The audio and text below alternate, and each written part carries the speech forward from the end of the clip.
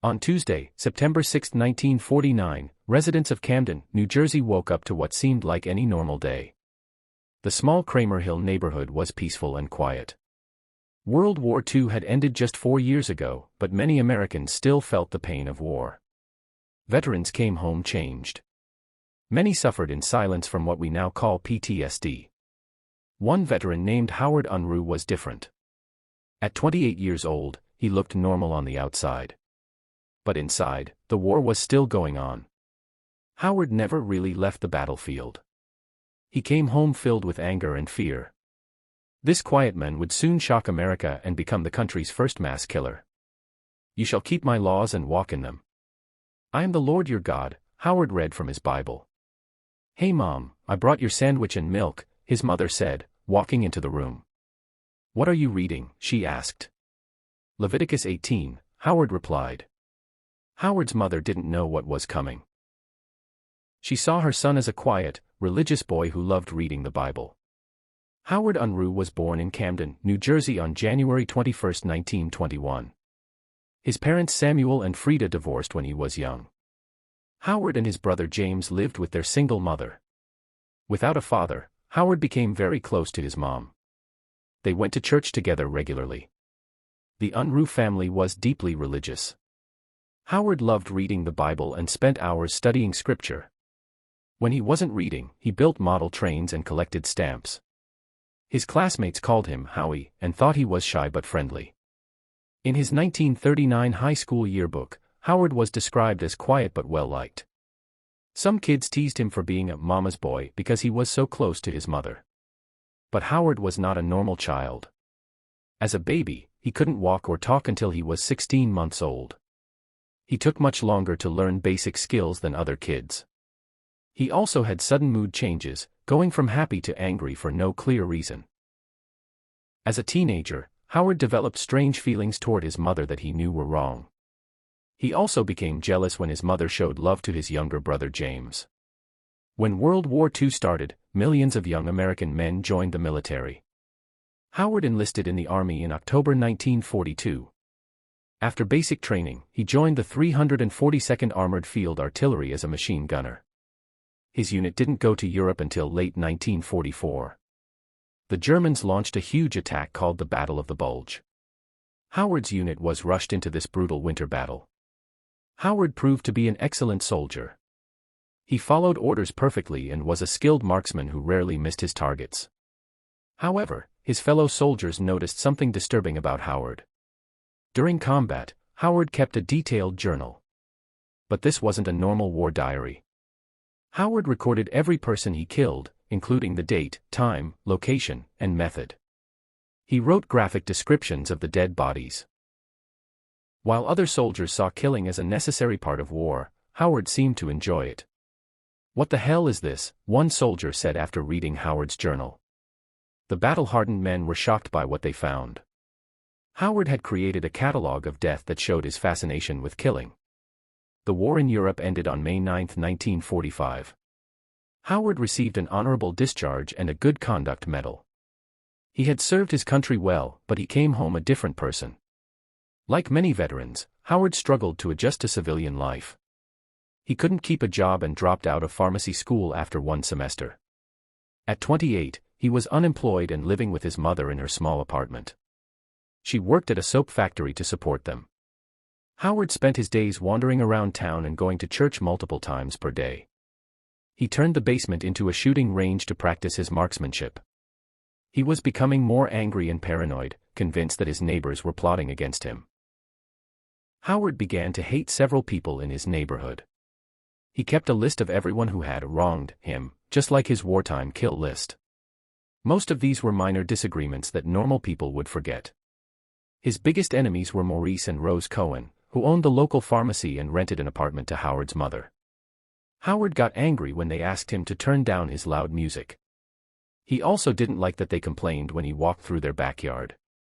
Howard believed people were spreading rumors about him being gay. In the 1940s, homosexuality was illegal and socially unacceptable. Howard was indeed gay, which added to his mental struggles as a religious person and war veteran. On September 5, 1949, Howard spent the day installing a new gate in his backyard. That evening, he drove to Philadelphia to meet a man he was secretly dating. They planned to watch a movie together at the 24-hour family theater. But traffic made Howard late, and his date never showed up. Howard waited alone in the theater all night, feeling rejected and angry. When he got home early on September 6, he discovered that someone had torn down the gate he had installed. This was the final straw. In Howard's paranoid mind, his neighbors, especially the Cohens, were responsible for everything wrong in his life. Around 8 a.m. on September 6, Howard's mother Frida was washing dishes in the kitchen. She turned around to find Howard staring at her with cold eyes, holding a wrench above his head.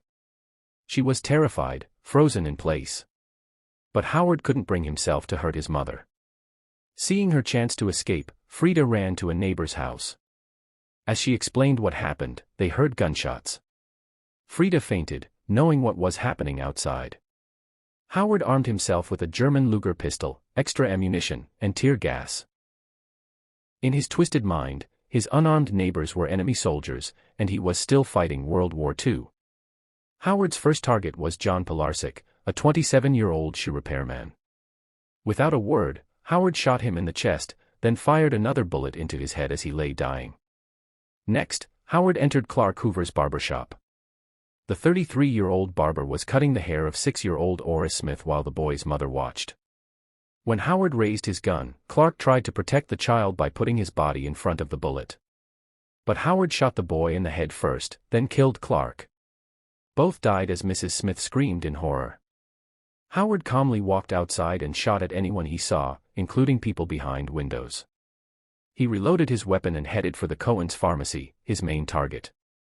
James Hutton, a 45-year-old insurance salesman, was leaving the pharmacy when he saw Howard with the gun.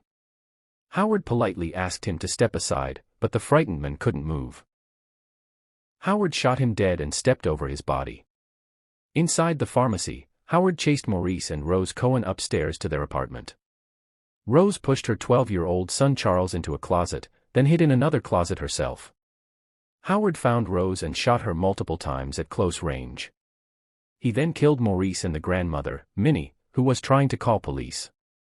Only young Charles survived by hiding quietly in his closet.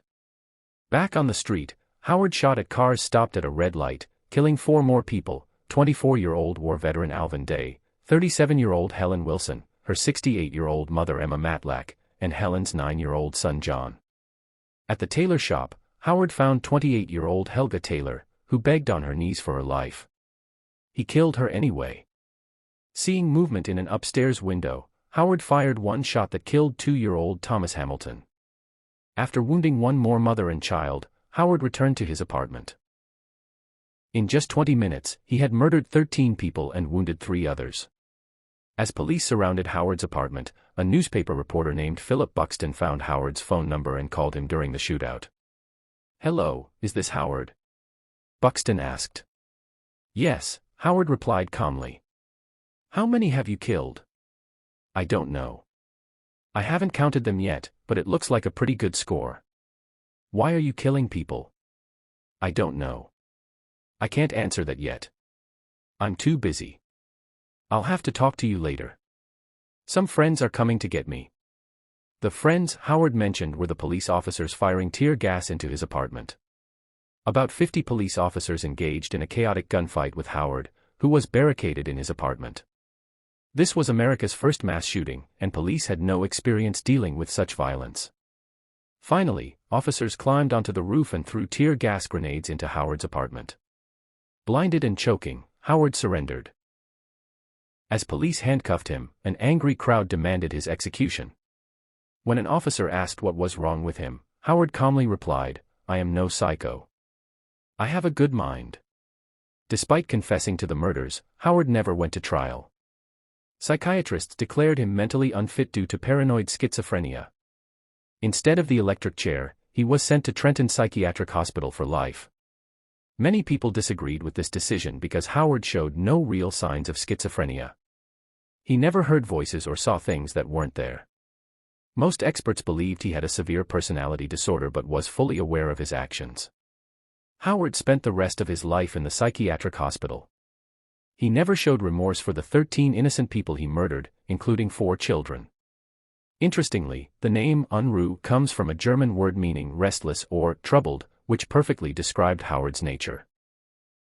Before his death in 2009 at age 88, Howard spoke to a journalist about his crimes. As America's first mass murderer, he had started a terrible trend that continues today. His final chilling words were, "I'd have killed 1,000 if I'd had enough bullets."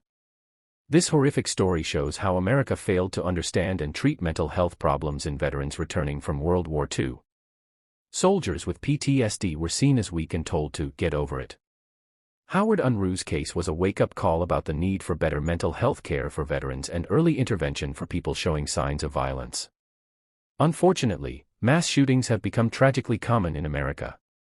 The victims of September 6, 1949 deserve to be remembered: John Pilarczyk, Clark Hoover, 6-year-old Oris Smith, James Hutton, Rose Cohen, Maurice Cohen, Minnie Cohen, Alvin Day, Helen Wilson, Emma Matlack, 9-year-old John Wilson, Helga Taylor, and 2-year-old Thomas Hamilton. Their deaths marked the beginning of a dark chapter in American history that continues today. This tragic event reminds us of the importance of mental health awareness and the need to support our veterans and community members who may be struggling.